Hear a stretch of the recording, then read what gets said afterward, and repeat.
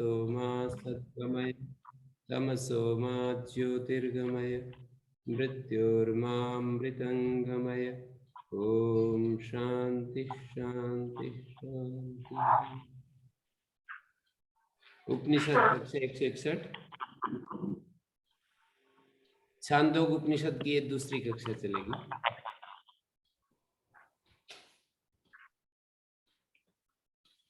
कल हमने संबंध भाष्य के बारे में कुछ देखा था।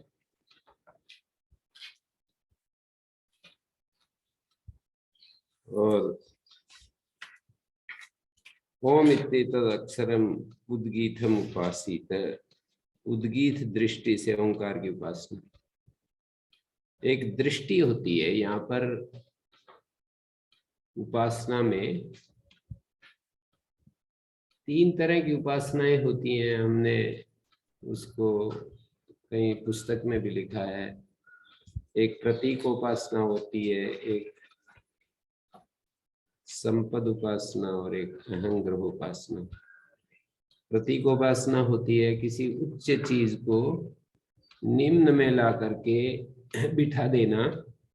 जैसे मान लीजिए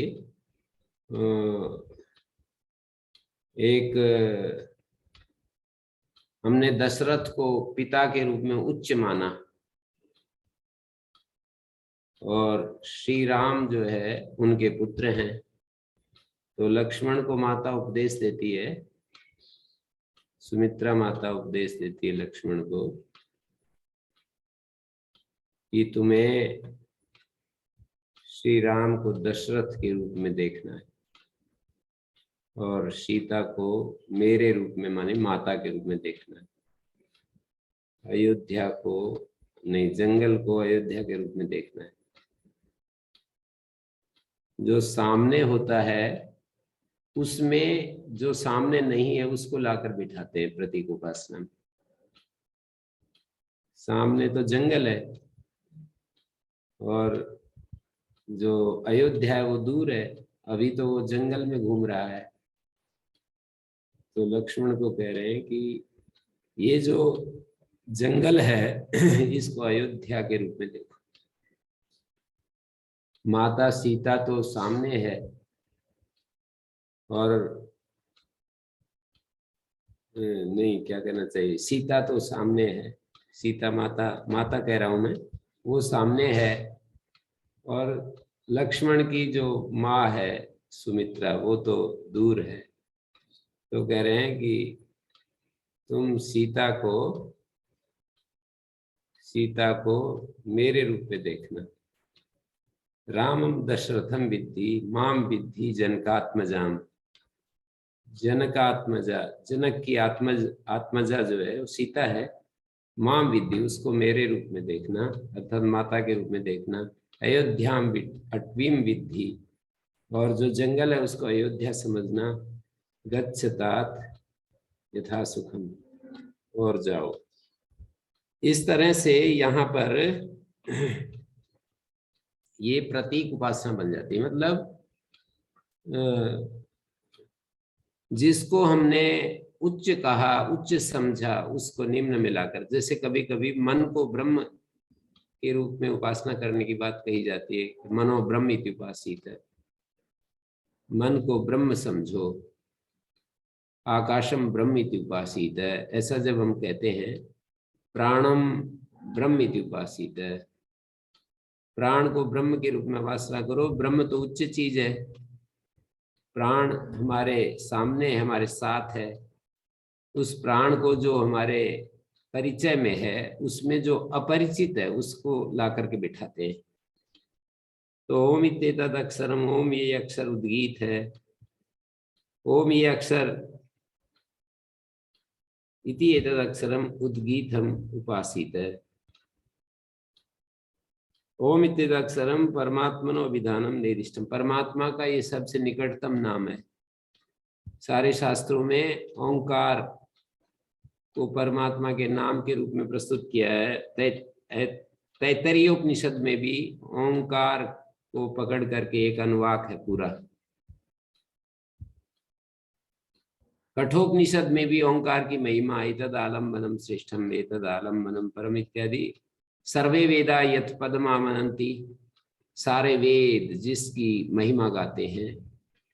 उस मंत्र में भी ओम इत्येतत् सर्वे वेदा यत् पदमामनन्ति तपांसि च सर्वाणि यद् वदन्ति यदिच्छन्तो ब्रह्मचर्यं चरन्ति तत्ते पदम संग्रहेण ब्रवीमि ओम इत्येतत्। वो संक्षेप में कहता हूं कि वो ओम है। ओम इत्येकाक्षरम ब्रह्म व्याहरन् मामनुत्तमम्, गीता में भी कह दिया। सारे शास्त्रों में ओंकार की महिमा भरी पड़ी है। यहाँ पर छांदोग्य उपनिषद और उधर मांडुक्य उपनिषद में भी ओम इत्येतदक्षरम तस्य उपव्याख्यानम भूतम भवत् भविष्यति सर्वम ओंकार एव यच्च त्रिकालातीतम तदपि ओंकार एव। तो ओंकार शब्द जो है हमारे शास्त्रों में परमात्मा का, भाष्यकार कह रहे हैं ये अभिधान है परमात्मा का, समीपवर्ती प्रियतम अभिधान है, प्रियतम नाम है ये। तो जैसे दूसरों लोग प्रिय नाम उच्चारण करने पर प्रसन्न होते हैं, तो ऐसे ही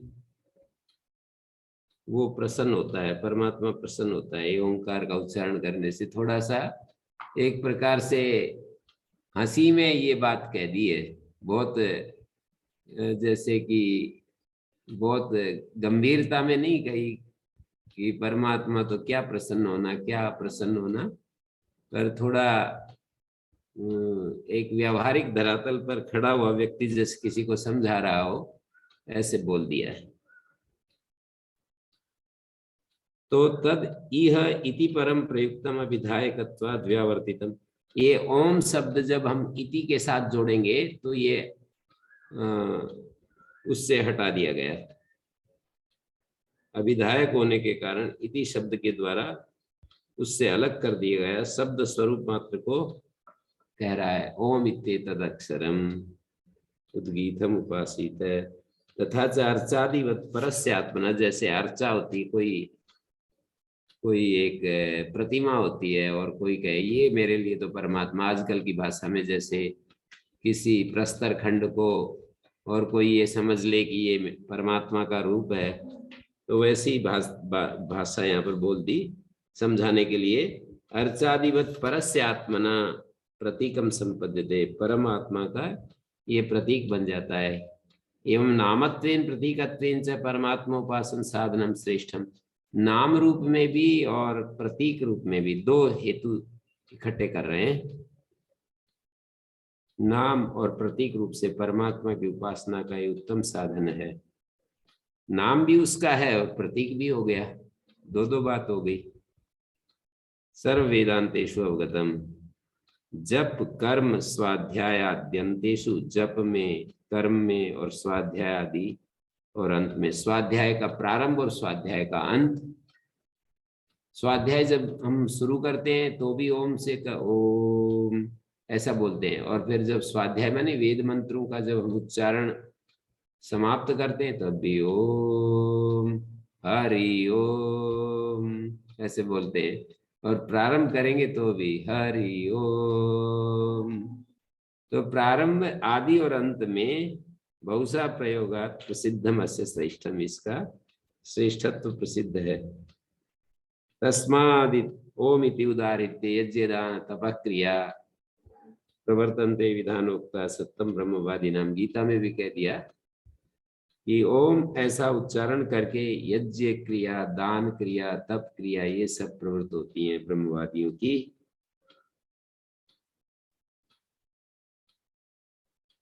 तो वेद मंत्रों का उच्चारण करने वाले जो ब्रह्मवादी हैं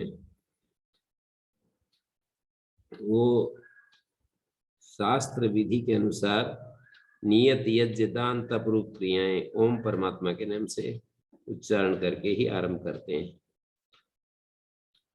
तो ये यहाँ पर तदेतद अतस्तदेतद अक्षरम वर्णात्मकम उद्गीत भक्त्यवयवत्वाद, उद्गीत शब्दवाच्यम उपासित। ये वर्ण रूप जो अक्षर है वर्णात्मक वर्ण स्वरूप जो ये अक्षर है, उद्गीत भक्ति अवयवत्वात्, उद्गीत भक्ति का अवयव होने के कारण ये साम भक्ति 5 हैं, उनमें से एक उद्गीत भक्ति है। साम भक्ति आगे इसी उपनिषद में आगे आएगा, साम भक्तियों का वर्णन आएगा। तो सप्तविध साम, पंचविध साम, ये चर्चा आएगी आगे। पंचविध प्राणेषु पंचविध परोवरीय सामुपासित है, हिंकार, प्रस्ताव, उद्गीत, प्रतिहार, निधन, इस तरह से 5 साम भक्ति बताई गई है। माने हिंकार, जैसे कि वो गान करने वाले लोग जब वो गाते हैं ना, ये शुरू करते हैं अपना गाना, शुरू करते ऐसे करते हैं, तो वो हिंकार, हिंकार से हम कह सकते हैं जब गान प्रारंभ करते हैं तो ऐसे गान करने वालों को हमने देखा है। फिर प्रस्ताव, हिंकार, प्रस्ताव, उद्गीत, प्रतिहार और निधन, ये 5 साम भक्ति कही गई हैं। तो ये जो 5 भक्तियां हैं, ये उनमें उद्गीत भी एक भक्ति है। वो अलग अलग से बताते हैं। प्राणेषु पंचविधम परोवरीय साम उपासित है, प्राणों में 5 प्रकार के उत्तरोत्तर उत्कृष्ट परोवरीय साम उपासित है, गुण विशिष्ट साम की उपासना करें। प्राण हिंकार है, प्राणो हिंकार, वाक प्रस्ताव है, चक्षु उद्गीत है, श्रोत्र प्रतिहार है और मन निधन है। ये उपासनाएं परोवरी हैं, उत्तरोत्तर श्रेष्ठ है, ऐसे आगे कहेंगे। ऐसे ही पशुषु पंचविधम साम उपासित है, अजा हिंकार, अजा जो बकरी होती है वो हिंकार है पशुओं में, और अभी भेड़ होती है वो प्रस्ताव, गाव उद्गीत है, जो गायें हैं वो उद्गीत हैं, अश्वा प्रतिहार और पुरुष निधन बतलाया। ये 5 साम पशुओं में दिखाए। ऋतुषु पंचविधम साम उपासना, ऋतुओं में 5 प्रकार के साम की बात कही। वसंत हिंकार है, ग्रीष्म प्रस्ताव है और वर्षा उद्गीत है। और जो शरद ऋतु होती है, एक प्रकार से वर्षा के बाद जो शरद आती है वो प्रतिहार है। और हेमंत और शिशिर को इकट्ठा करके कह रहे हैं हेमंतो निधि। ऋतुओं में साम की उपासना, ऋतु में 5 प्रकार के साम की उपासना, मानी जैसे वसंत से शुरू करते हैं, वसंत हिंकार है, उसके बाद ग्रीष्म प्रस्ताव है, उसके बाद वर्षा उद्गीत है, और वर्षा के बाद शरद प्रतिहार है, शरद ऋतु प्रतिहार है। ये शरद ऋतु कार्तिक मास में आती है। आयुर्वेद का एक वचन है कि शरद ऋतु में सुबह सुबह खाली पेट 1-2 तोला जो है ना घी पीना चाहिए, किसी चीज के साथ नहीं, 1-2 तोला घी पान करना चाहिए। और वो 7 दिन तक या 10 दिन तक ऐसे घी का पान करना चाहिए। वैसे पंचकर्म में उसकी प्रक्रिया अलग है, पर मैं सामान्य रूप से बोल रहा हूँ कि शरद ऋतु में घृतपान करना चाहिए सुबह सुबह खाली पेट। फिर जब कुछ मानी थोड़ा थोड़ा पानी पी सकते हैं, 1-1 घूंट, 50-50 ग्राम पानी पी सकते हैं, गर्म पानी। उसके बाद कभी भी घृतपान करके ठंडा पानी नहीं पीना चाहिए। तो 50-50 ग्राम गर्म पानी बाद में, जैसे अभी हमने पान किया है, उसकी प्रक्रिया मैंने एक किसी को वो था बहुत तीव्र, किसी भी उपाय से ये नहीं होता था शमन, जिसको हम कहते हैं पित्त, ये जो शरीर के ऊपर खुजली हो जाती है, लाल लाल चकत्ते उत्पन्न हो जाते हैं ना, तो उसको पंचकर्म करवाया और 100% क्योर हो गया। तो उसका प्रोसेस ऐसा होता है कि पहले दिन 30 ग्राम घृतपान करवाएंगे, 30 ग्राम। फिर खाली पेट, पहले पेट का थोड़ा शोधन करेंगे।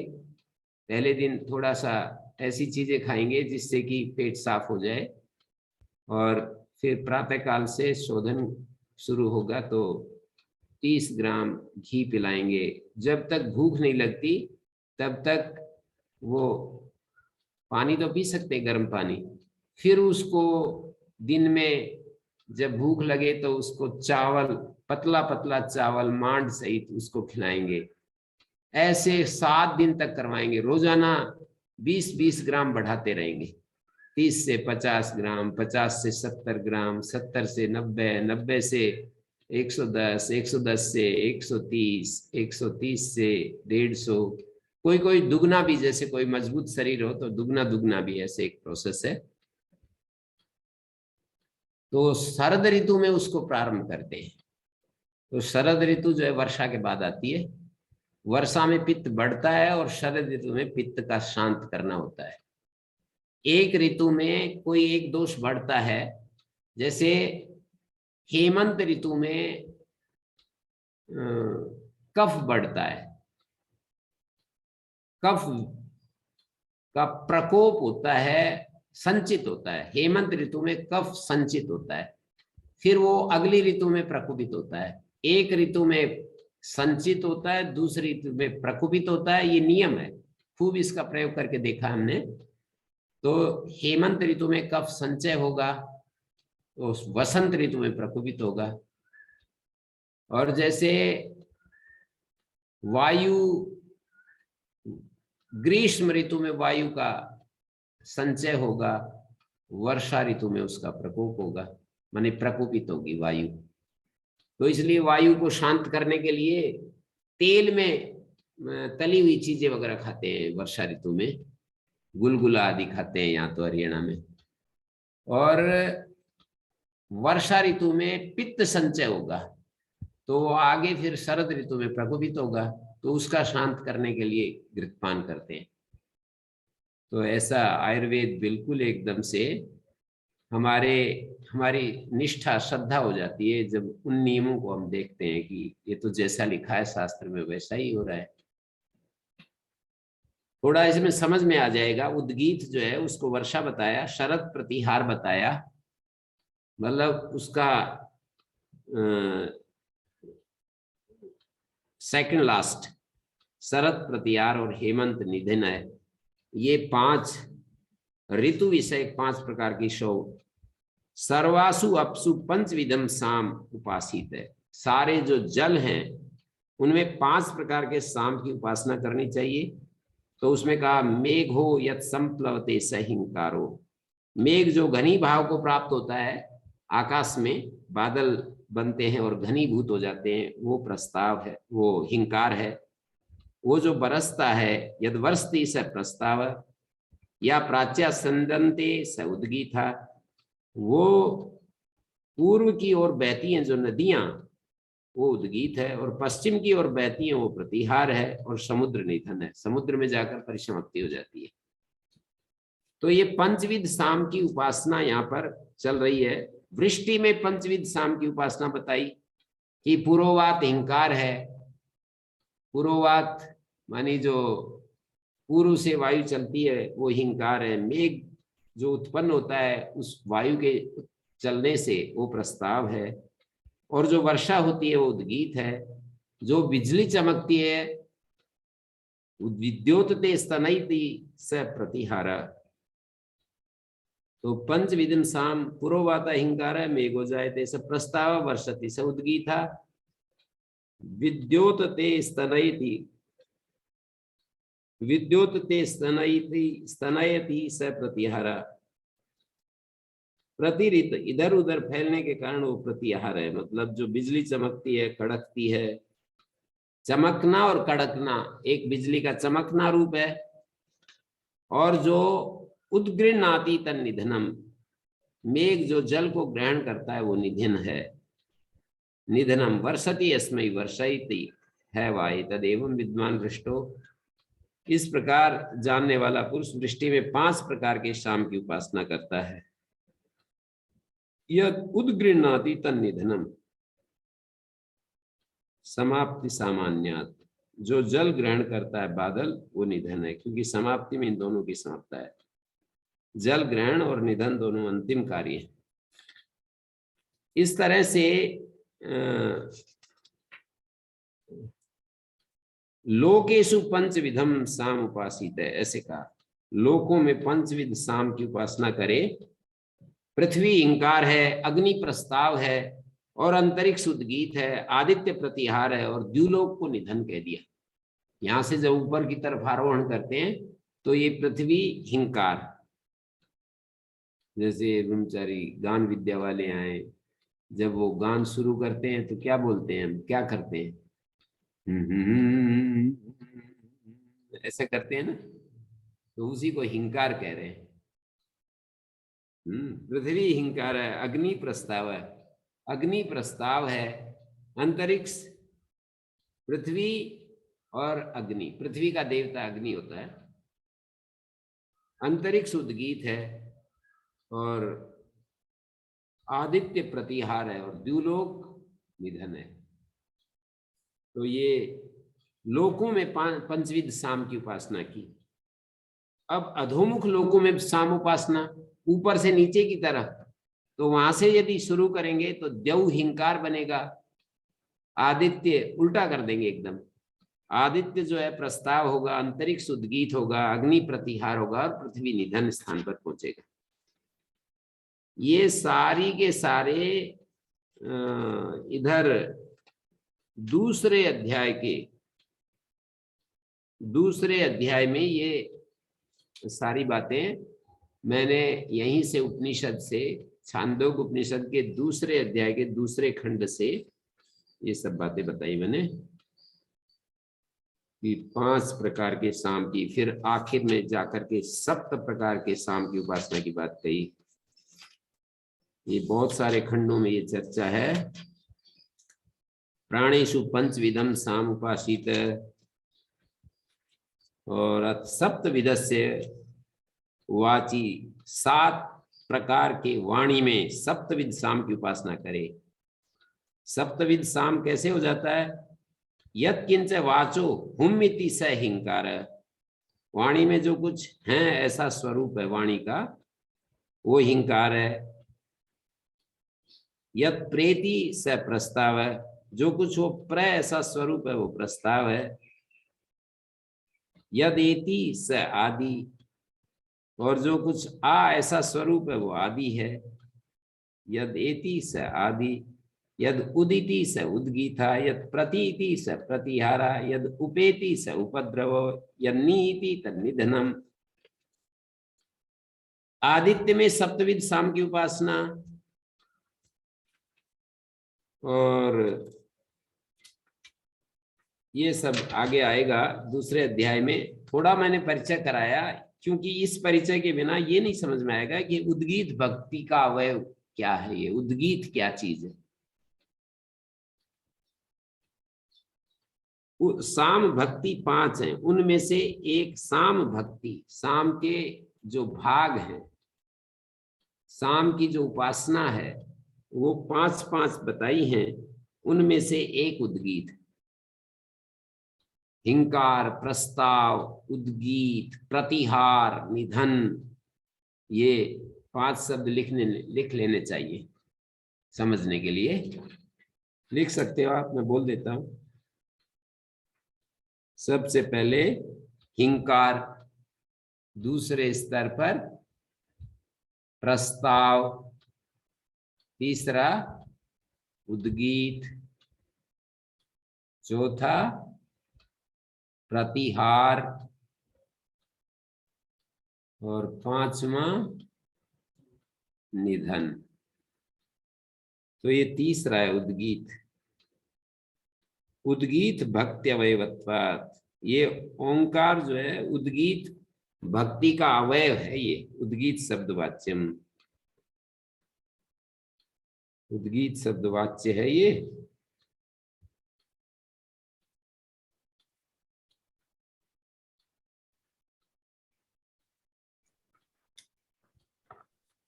गुरुजी क्षमा कीजिएगा, आपने थोड़ी देर पहले कहा था कि तीन तरह के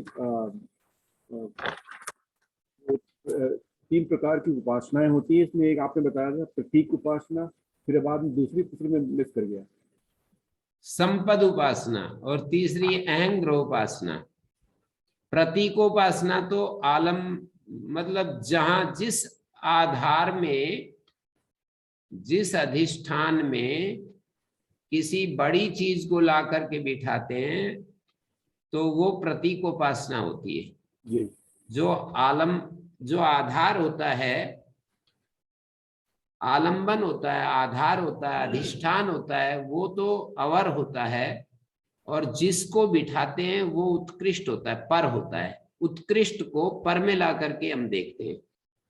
लोक में भी ऐसा देखते हैं। कोई पहले जमाने में जैसे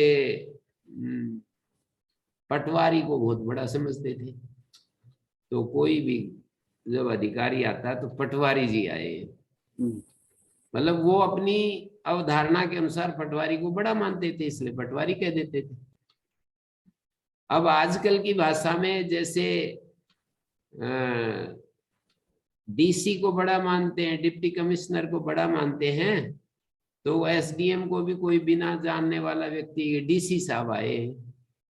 तो बड़ी चीज को छोटी में ही बिठाते हैं, छोटे को बड़े में नहीं बोलते। जैसे कोई मिनिस्टर को तो सीएम बोल सकता है, पर सीएम को कोई मिनिस्टर नहीं बोलेगा, या डिप्टी कमिश्नर को कोई अनजान आदमी कह राजा साहब ऐसे बोल सकता है, पर किसी सीएम को कोई यूं कहे कि डिप्टी कमिश्नर आए हैं, ऐसे नहीं बोलेगा।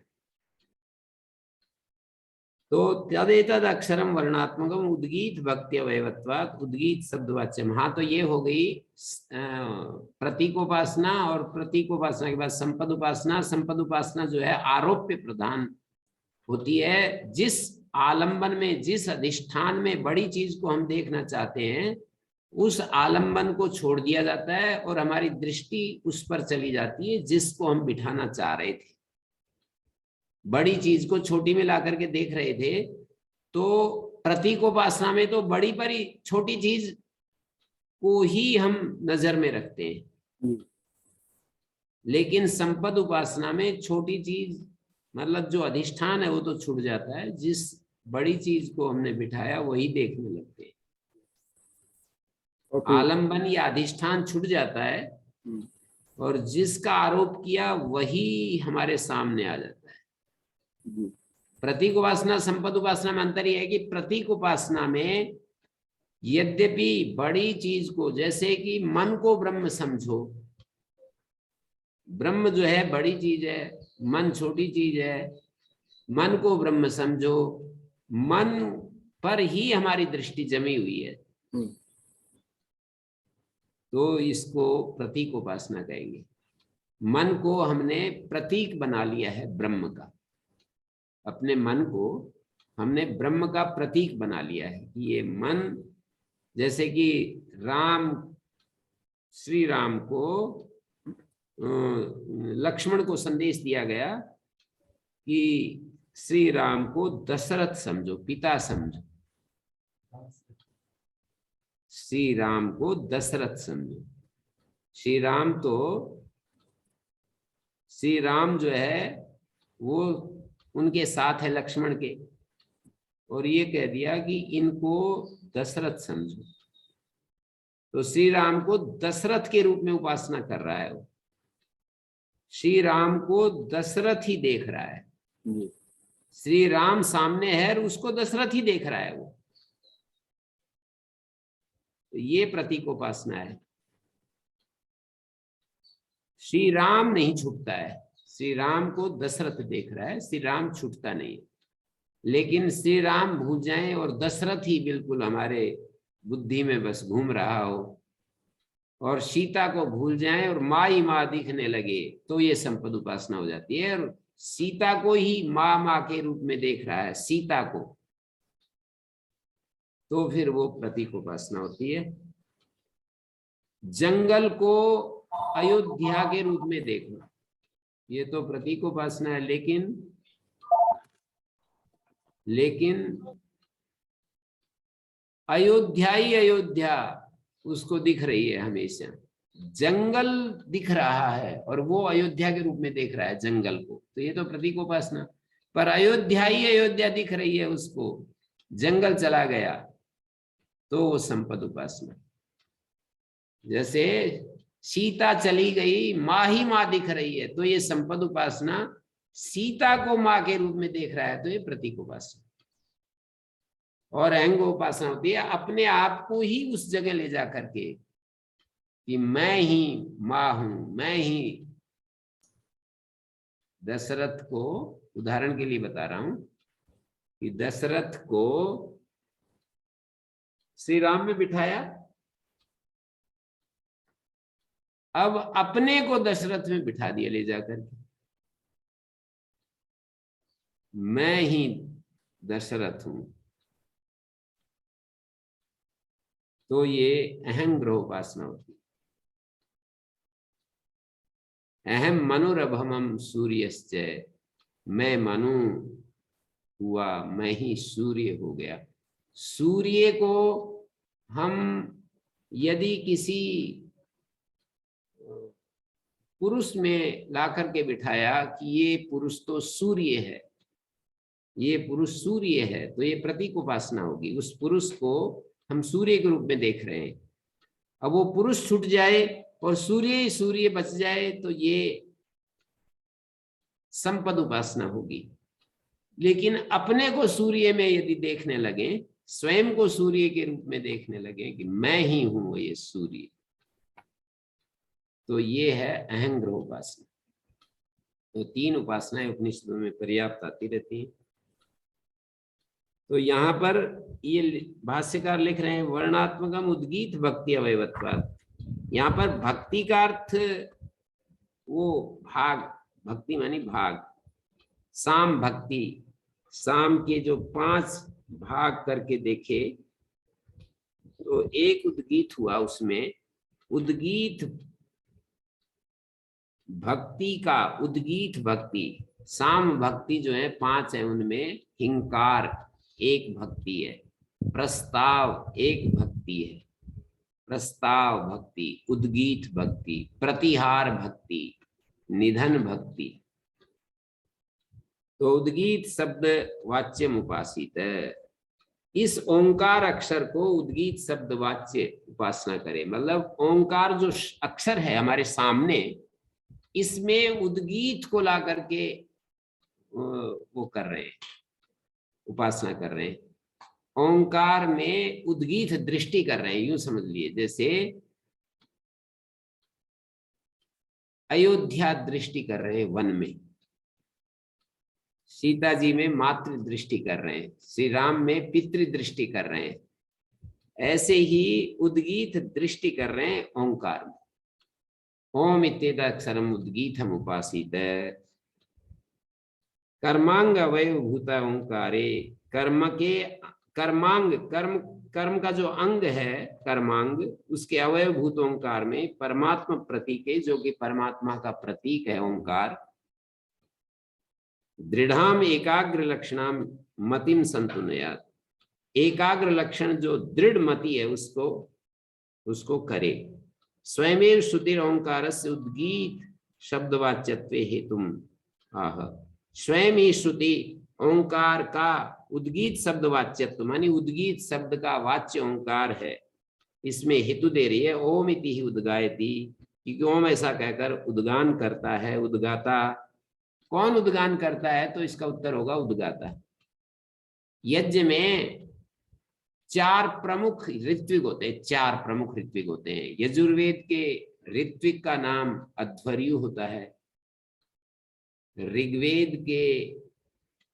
ऋग्वेद का जो मंत्रों को बोलता है उसका नाम होता होता है, होता।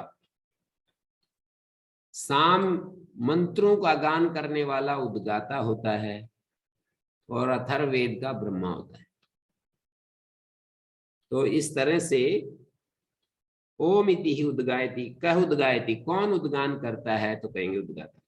ओम इति आरभ्य अस्मात् उद्गायति, ओम इस अक्षर से आरंभ करके उद्गान करता है, उद्गीत ओंकार है, इसलिए ये ओंकार उद्गीत है। ओम इत्येतद् अक्षरम उद्गीतम उपासीत तस्य उपव्याख्यानम तस्य अक्षरस्य उपव्याख्यानम एवं उपासनम एवं विभूति एवं फलम, उसका ऐसी विभूति वाला है, ऐसे उपासना करनी चाहिए, ऐसे फल इत्यादि कथनम उपव्याख्यानम, यही उपव्याख्यान है। उपव्याख्यान क्या है?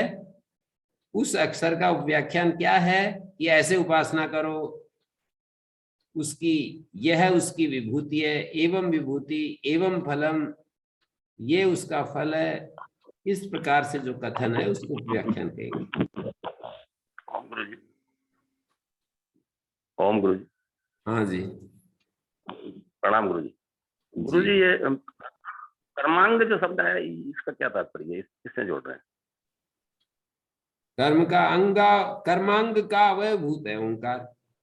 जो कर्म होते हैं यहाँ पर, जो यज्ञ में कर्म कांड में जो कर्म किए जाते हैं, उनको कर्म के बहुत सारे अवयव होते हैं, कर्म का के अवयव होते हैं बहुत सारे,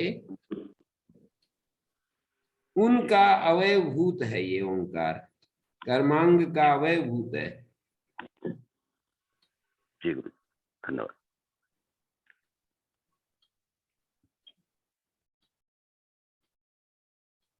तो आगे कहते हैं ऐसाम भूतानां पृथ्वी रसा, पृथिव्या आपो रसा, अपाम औषधयो रसा, औषधियां पुरुषो रसा, पुरुषस्य वाग रसा, वाच ऋग रसा, ऋच साम रसा, सामना उद्गीतो रसा। उद्गीत रसतम है, ये दिखाना चाह रहे हैं, उद्गीत का रसतमत्व दिखाना चाह रहे हैं। इस चराचर प्राणियों का पृथ्वी रस है, उत्पत्ति स्थिति लय का स्थान है। पृथ्वी जो है रस है का मतलब उत्पत्ति स्थिति प्रलय का स्थान है। ऐशाम भूतानाम, पंचभूतानाम या प्राणी नाम, ये जितने भी प्राणी है, चराचराणाम, भाष्यकार ने अर्थ किया ऐशाम चराचराणाम भूतानाम पृथ्वी रस, गति परायणम अवष्टम्भ, एक पर्यायवाची है। रस का मतलब गति, गति का मतलब परायण, परायण का मतलब अवष्टम्भ, अवष्टम्भ आश्रय, अवष्टम्भ का अर्थ होता है आश्रय। पृथ्वी आश्रय है, आधार है, और ये चराचर प्राणी जो हैं वो आश्रयी हैं। एक आश्रय होता है, एक आश्रित होता है। आश्रित और आश्रयी एक ही चीज होती है। आश्रय जिसका हम आश्रय दे, परमात्मा हम सबका आश्रय है, हम सब परमात्मा के आश्रित हैं। हम आश्रयी हैं, परमात्मा आश्रय है। हम आश्रयी हैं, हम आश्रित हैं, दोनों भाषा बोल सकते हैं। आश्रयी हैं, आश्रित हैं, परमात्मा हमारा आश्रय है। वेद हमारा आश्रय है, हम आश्रयी हैं, आश्रित हैं। ये पंचभूत चराचर प्राणी, भूत शब्द अनेकार्थक है। कहीं कहीं पृथ्वी, पृथ्वी, अप, तेज, वायु, आकाश, इनके लिए भूत शब्द का प्रयोग होता है। पृथ्वी, जल, अग्नि, वायु, आकाश, कहीं कहीं भूत शब्द का प्रयोग चराचर भूतों के लिए होता है। तो ऐशाम भूतानाम पृथ्वी रस, इन भूतों का अर्थात चराचर जो प्राणी हैं, चराचर जो भूत हैं, चर और अचर भूत। अचर में तो यही आ गया, पृथ्वी, जल, अग्नि, वायु, आकाश, और इनसे बने हुए जो शरीर होते हैं वो चर हो गए। या यूं भी कह सकते हैं, चराचर भूतों का एक व्याख्यान ये भी किया है मूर्तामूर्त ब्राह्मण में कि आकाश और वायु, पृथ्वी, जल, अग्नि, आकाश, वायु, आकाश को तो अचर कहेंगे, और ये चर है पृथ्वी, पृथ्वी, जल, अग्नि, वायु, इनमें से कुछ भूत चर, कुछ अचर। पर हम यहाँ चराचर इसी तरह से ले सकते हैं, ये जो वनस्पति जगत है ये अचर भूत है, और पृथ्वी और इस वनस्पति के अलावा जितने भी प्राणी शरीर हैं उनको चर कहेंगे। तो चराचर भूतों का पृथ्वी रस है। पृथ्वी रस है माने पृथ्वी आधार है, पृथ्वी गति है, पृथ्वी परायण है, पृथ्वी आश्रय है, अवष्टम्भ है, सहारा है। चराचर जो शरीर हमको दिखाई दे रहे हैं ये स्थूल अचर जो भी हरित क्रांति इस धरती पर दिखाई देती है, हरी चीजें दिखाई देती हैं, और जो चलते फिरते शरीर दिखाई देते हैं, मक्खी मच्छर जितने भी शरीर हैं जो चलते फिरते हैं, उन सब का आश्रय पृथ्वी है।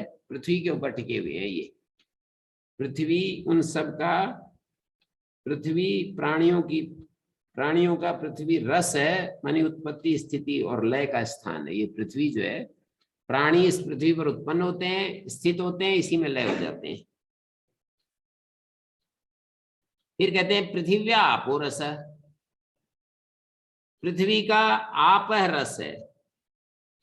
पृथ्वी का जो रस है, सार है, वो जल है। और अपाम औषधयो रस, और जलों का औषधियां रस है।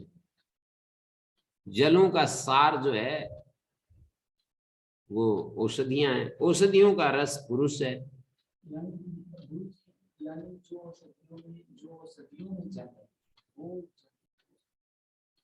मानी भूतों का पृथ्वी रस दिखाया, भूतों का पृथ्वी रस। भूत जो पंचभूत हैं या फिर इन पंचभूतों से बने हुए शरीर लगा लो, इनका जो पृथ्वी है वो रस है। पृथ्वी इनका सबका सार है। पृथ्वी में पांचों भूतों का सार आ जाता है। या पृथ्वी रस है, पृथ्वी गति परायणम। पृथ्वी का रस जल है, जल का रस औषधियां, औषधियों का रस पुरुष, क्योंकि औषधियों से ही खाना पीने से, औषधियों से ही हमारे शरीर में रस रक्त आदि धातुएं बनती हैं, उससे हमारे शरीर बनते हैं। और पुरुषो रसा, पुरुषस्य वाग रसा, पुरुष का रस वाणी है, वाणी का रस ऋचा है, ऋचा का रस साम है, और साम का रस उद्गीत। ओम गुरु जी। हमारे स्वामी जी बताते थे, हमारे जीवन का समाधान जो पुस्तक हमने लिखी, वो ये बताते थे कि देखो उपनिषद में ये कहा है, वो इसको अपने तरीके से इस मंत्र की व्याख्या करते थे। वो कहते थे भाई, पूछने लगे कि इन पंचभूतों का सार क्या है इस संसार में, इस अस्तित्व में। तो ये तो पंचभूतात्मक जगत है, पंचभूतों से ये शरीर बनते हैं, पंचभूतों से ही सारा ब्रह्मांड बनता है, पंचभूतों से ही, वेदांत की दृष्टि में पंचभूतों से ही सारी सृष्टि बनती है, पंचभूतों से ही हमारे मन बुद्धि अंतःकरण बनते हैं, पंचभूतों से ही ये सब कुछ पंचभूतों से बताया जाता है। तो पंचभूतों का सार क्या है ऐसे पूछने लगे, तो बोले भाई पंचभूतों का सार पृथ्वी है। फिर पूछने लगे पृथ्वी का सार क्या है, बोले पृथ्वी का सार तो जल है। पृथ्वी का भी निचोड़ यदि देखें तो जल है। बोले जल का निचोड़, तो बोले जल का निचोड़ औषधियां हैं, जल से औषधियां उत्पन्न होती हैं। बोले औषधियों का निचोड़ रस सार, औषधियों का निचोड़ है हमारे शरीर, पुरुष शरीर। पुरुष में स्त्री पुरुष आ गए, मेल फीमेल सब आ गए। हमारे जो शरीर की रचना होती है औषधियों से ही होती है, खाने पीने से। हाँ, औषधि वनस्पति एक ही चीज है। तो पुरुष रस है। पुरुष का रस क्या है? वाणी, वाणी। पुरुष का रस क्या है? वाणी। क्योंकि आदमी बोलने से पता लग जाता है कि ये क्या, ये इसकी स्थिति क्या है, कहाँ खड़ा है, ये आदमी कितने पानी में है। पुरुष का रस वाणी है। बोले वाणी का रस भी बताओ क्या है? बोले वाणी का रस तो स्तुति है, वो कितना अच्छी महिमा गान करता है दूसरों का। बोले स्तुति का रस क्या है? स्तुति का रस साम है। साम का मतलब शांति। और शाम का रस क्या है? बोले उद्गीत। उद्गीत का मतलब यही ओंकार, ओंकार सच्चिदानंद।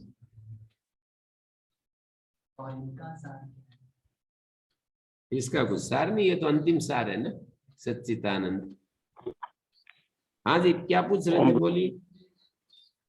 गुरुजी इसमें जैसे कार्य कारण का संबंध देख रहे हैं आगे चल के, जैसे औषधियां, औषधियों का सार जो है पुरुष है, पुरुष का सार फिर आगे जो भी बताया वाणी आदि, तो इस आधार पे देखें तो शुरू में जो का सार पृथ्वी कह रहे हैं, तो इसमें कार्य कारण का संबंध देखें तो पहले सभी भूत हैं और उसके बाद अंतिम भूत पृथ्वी भूत है, उसका निर्माण है।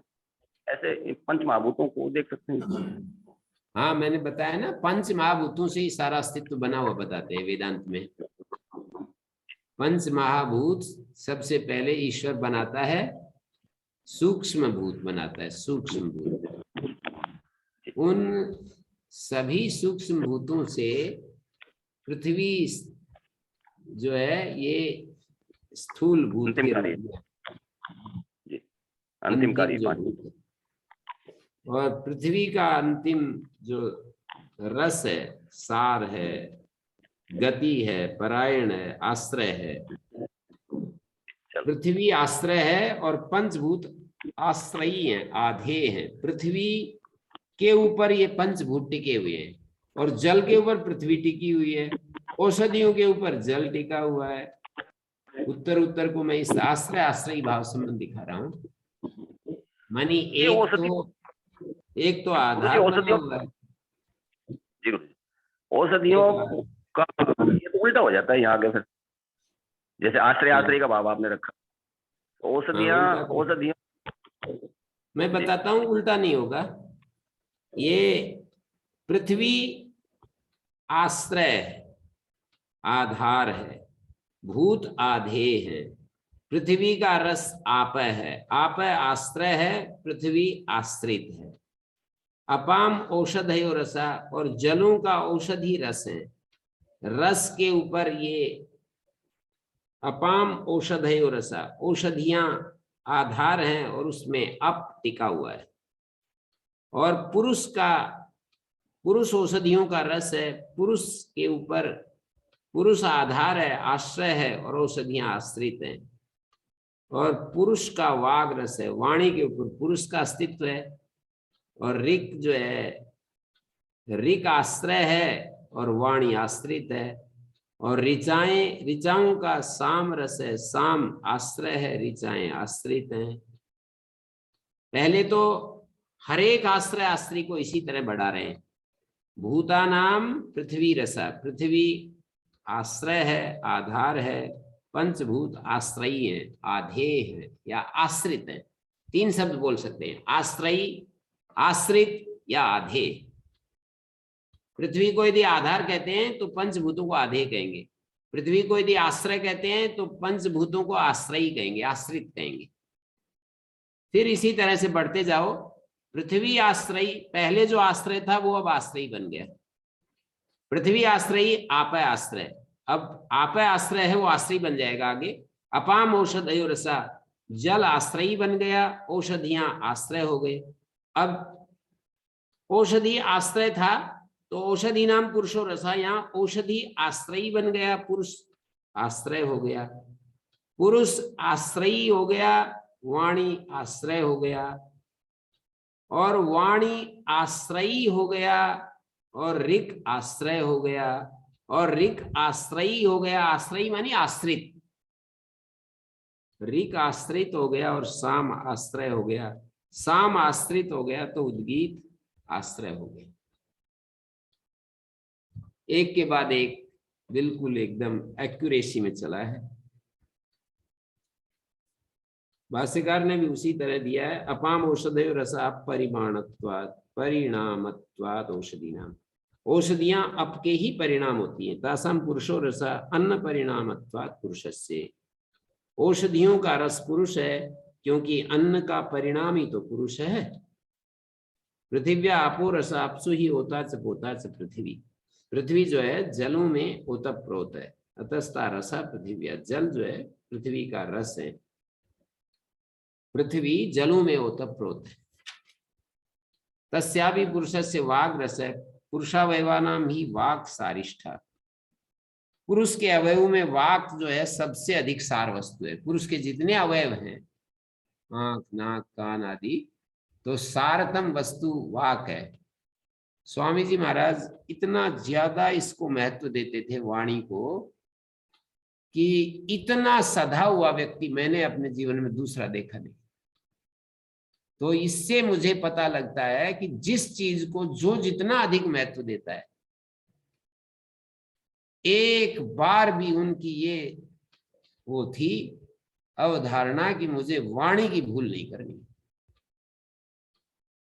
व्यवहार तो वाणी के ऊपर टिका हुआ है। इतने सधे हुए थे कि कभी भी जो है उनके मुख से ऐसी वाणी नहीं निकलती थी, ऐसी वाणी बोलिए मन का आपा खोए, औरन को शीतल करे आपहु शीतल हो। ये चीज उनके भीतर हमने देखी अपने आंखों से 20 वर्ष तक।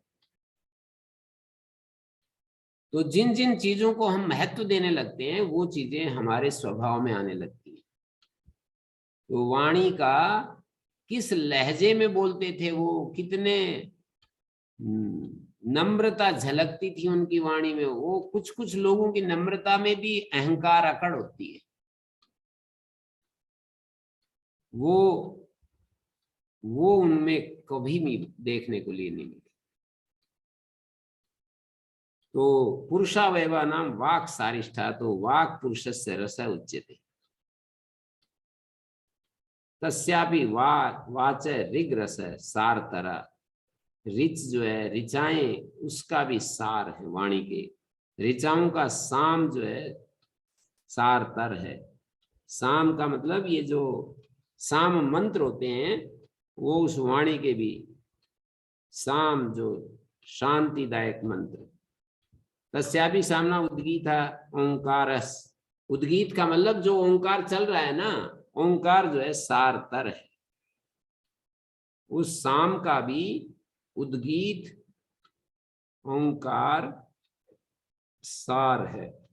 तीसरे मंत्र में कहा सैस रसानाम रस्तमा परमा परार्ध्यो अष्टमो उद्गीत है। यद उद्गीत 8वां है ये ऊपर जो 8 पर्याय गिनाए। ऐशाम भूतानाम पृथ्वी रसा पहला, पृथिव्या औषध आपो रसा दूसरा, अपाम औषधयो रसा तीसरा, औषधीनाम पुरुषो रसा चौथा, पुरुषस्य वाग रस 5वां, वाच ऋग रस 6ठा, ऋचा साम रस 7वां, सामना उद्गीतो रस 8। ये 8वां हुआ। तो कह रहे हैं तीसरे मंत्र में सैस रसानाम रस्तमा, ये रसों में भी रस्तम है। रसानाम सैस उद्गीताख्या ओंकार भूतादि नाम उत्तरोत्तर रसानाम। भूतादि में जो उत्तरोत्तर रस हैं, भूतादि का उत्तरोत्तर रस में अतिशय रस, रसतमा परमात्मा प्रतीकत्वात्। परमात्मा का प्रतीक होने के कारण परम है, ये उत्कृष्ट है, परार्ध है। परार्ध्या अर्धम स्थानम परम च तदर्धम च परार्धम तदरतीति परार्ध्य। परमात्म स्थानार्ह परमात्मवद उपास्यत्वात् इति अभिप्राय। स ऐसा उद्गीताख्या ओंकार भूतादीनाम उत्तरोत्तर रसानाम अतिशयन रस रसतमा परमात्मा प्रतीकत्वात्।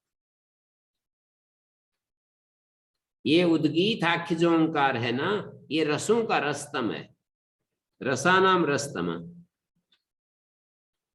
रसानाम भूतादीनाम उत्तरोत्तर रसानाम। भूतादि के जो उत्तरोत्तर रस हैं उनका अतिशयन रस है, रसतम बोलते हैं ना।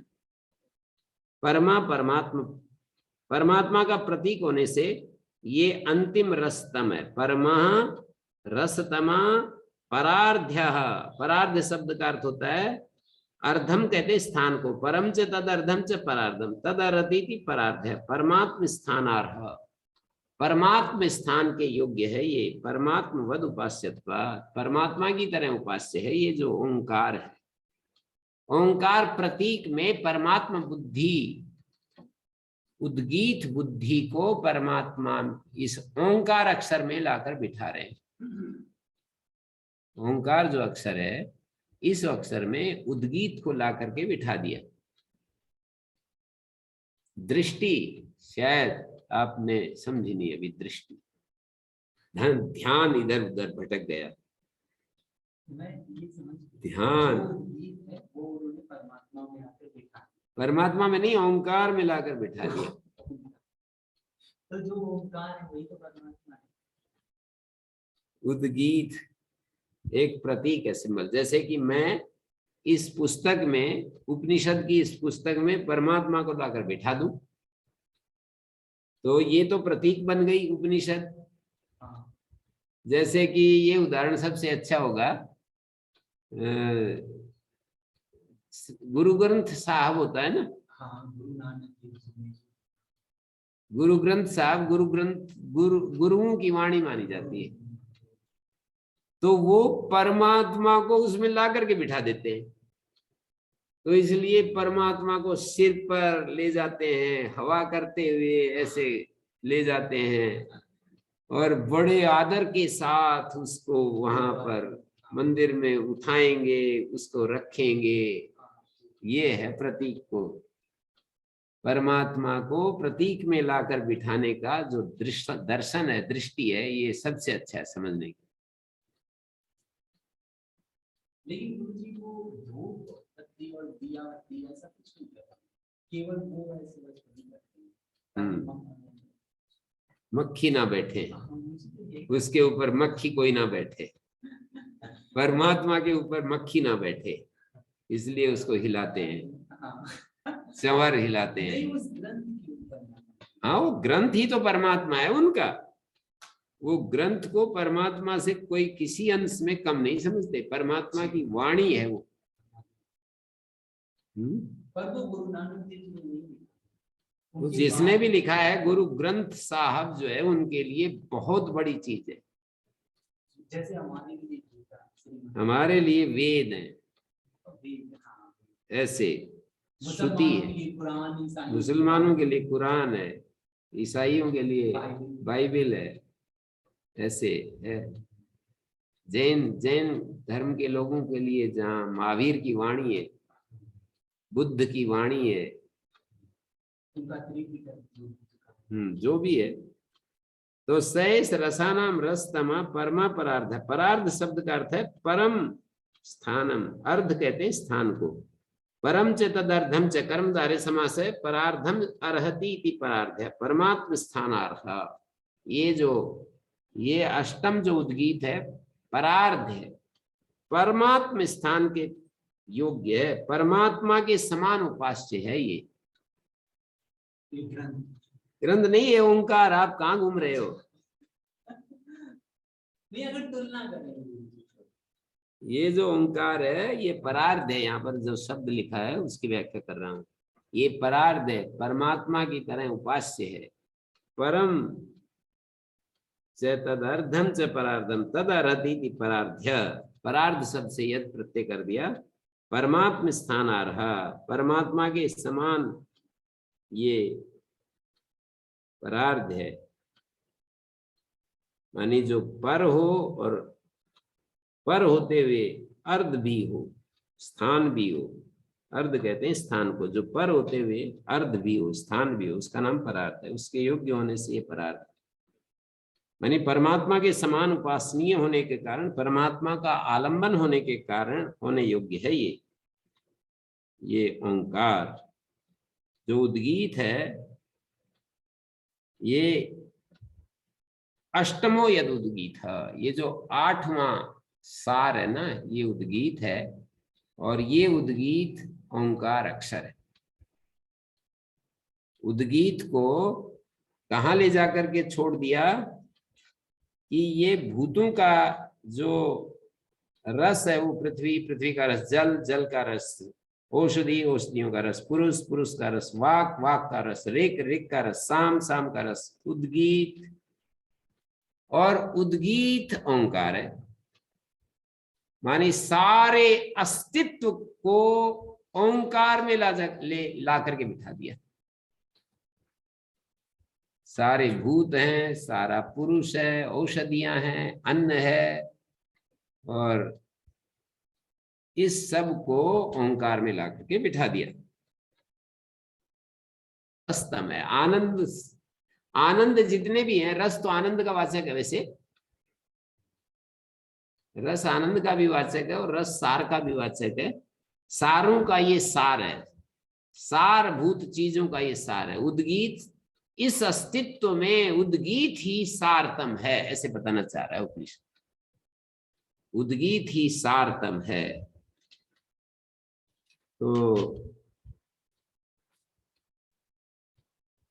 कतमा कतमा ऋक्, कतमत कतमत साम, कतमा कतमा उद्गीत इति विमृष्टम भवति।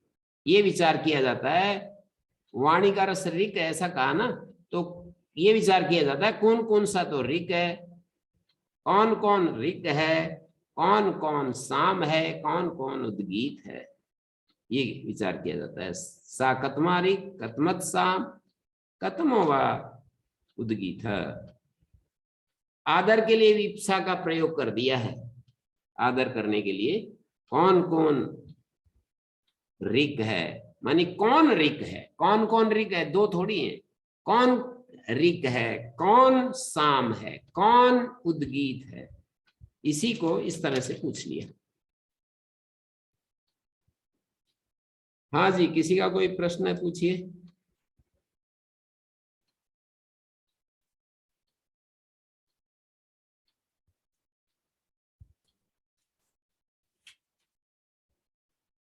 ठीक है, श्री जी। गुरु जी, ये जो अंत में बताया कि 8वां जो उद्गीत ही ओंकार है और सभी कुछ 8वां तो उद्गीत बताया, और शुरू जहां उपनिषद शुरू हुआ है जी वहां ओम इत्येतद् अक्षरम उद्गीतम उपासित है, वहां ये बताया, शुरू में ये बात कह दी कि इस ओंकार अक्षर में को उद्गीत के रूप में देखो, जी जैसे अयोध्या के रूप में देखो इस जंगल को। बार बार उस उदाहरण को सामने रखना पड़ेगा इस दृष्टि को समझने के लिए। जी, सभी को ओंकार में बिठा दिया, सब और 8 को। हाँ, तो उद्गीत के रूप में ओंकार जो है, ओम इत्येतद् अक्षरम उद्गीतम उपासित, ओम जो ये अक्षर है ये उद्गीत के रूप में देखिए इस अक्षर को, ये जो अक्षर है ओम, इसको उद्गीत के रूप में देखिए। और उद्गीत क्या है ये दिखा दिया यहाँ पर। जी 8वां जो रस है वो उद्गीत है, और इस ओंकार को उद्गीत के रूप में देखिए। अब ये इन्होंने पूछा है चौथे मंत्र में कि कौन ऋक् है, कौन साम है और कौन उद्गीत है। आदर के लिए यहाँ पर दुर्वचन कर दिया है, तो वो तो आगे बताएंगे 5वें मंत्र में कि किस तरह से इसको देख रहे हैं। ओम गुरुजी। हाँ जी, गुरुजी, ओम इति, जब इति लगाएंगे तो वो अर्थ का वाचक हो गया, ब्रह्म जो वस्तु तत्व है, और इति नहीं लगाएंगे तो ओ इति नहीं लगाने से शब्द स्वरूप में आ गए। जी, इति लगाने से महाभाष्य में लिखा है, आपने तो वो सूत्र पढ़ा है, महाभाष्य में ये लिखा है कि जहां इति लगाते हैं, इति शब्द का ये स्वभाव है कि वो विपर्यस्त कर देता है। यदि शब्द स्वरूप परक होता है तो अर्थ में बदल देता है, अर्थ रूप होता है तो उसको शब्द में बदल देता है। ये इसका स्वभाव है इसका।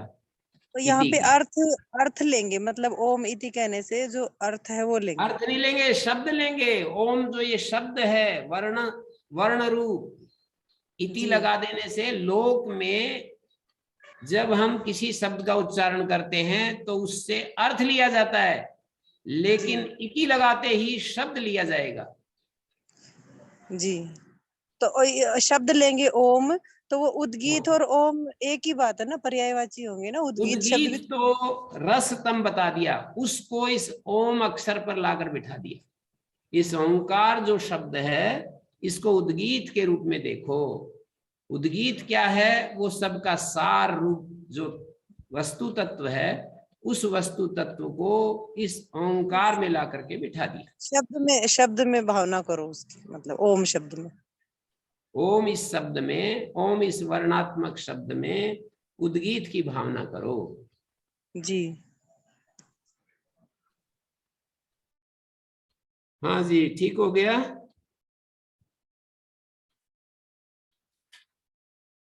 ठीक है, बाकी कल हम इसको आगे बढ़ाते हैं 5वें मंत्र से। ओम शांति शांति शांति।